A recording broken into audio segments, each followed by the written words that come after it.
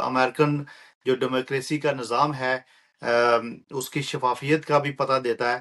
آج اس جیت کو آپ کس طرح دیکھتے ہیں، اور زوران کیا لوگوں کی امیدوں پہ پورا اتر پائے گا؟ کہ امریکہ ایک کنٹری آف امیگرینٹس ہے، امریکہ ایک کنٹری آف اپرچونٹی بھی ہے۔ زوران ممدانی ایک ایسے شہر کا یہ میئر بنا ہے جو دنیا کے بہترین شہروں میں شامل ہے، جو دنیا کی معیشت کا محور ہے، جو دنیا کی سیاست کا مرکز ہے۔ یہاں ایک شخص نوجوان بھی ہے اور دلیر بھی ہے، اپنے کنسیپٹ میں، اپنی اپروچ میں، اپنے مقاصد میں بالکل کلیئر ہے۔ وہ آتا ہی نہیں، چھا جاتا ہے۔ پنڈتوں کو، دنیا بھر کے سیاسی پنڈتوں کو اس نے حیران کر دیا۔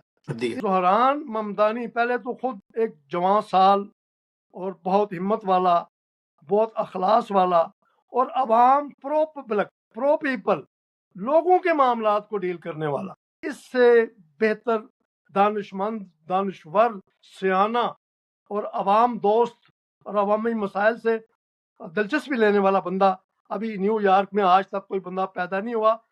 لیڈرشپ کا ایک نیا معیار مکمل ہو گیا ہے۔ جو اقبال نے کہا ہے نا کہ آئین جواں مرداں حق گوئی و بے باکی، اللہ کے شیروں کو آتی نہیں روبائی، اور نگاہ بلند سخن دل نواز جام پر سوز، یہی ہے رخت سفر میر کارواں کے لیے۔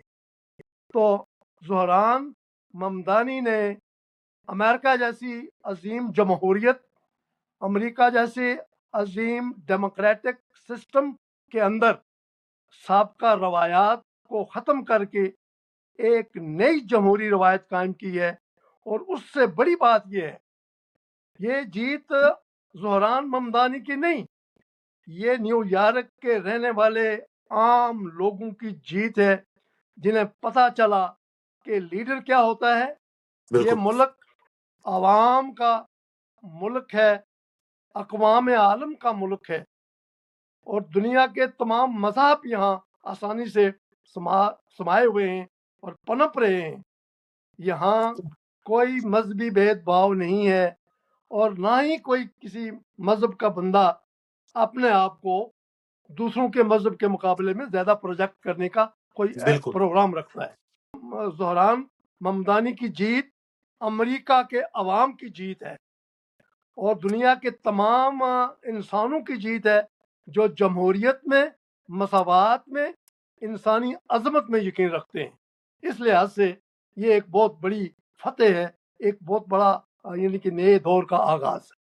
نیو یارک کے لوگوں کے لیے ایک بلیسنگ ہے کہ ایک ایسا نوجوان سامنے آیا ہے جو اس شہر کو بہتر بنانا چاہتا ہے، جو لوگوں کے بنیادی مسائل ہیں ان کو حل کرنا چاہتا ہے، اور موروثی سیاست کا اس نے بالکل خاتمہ کر دیا۔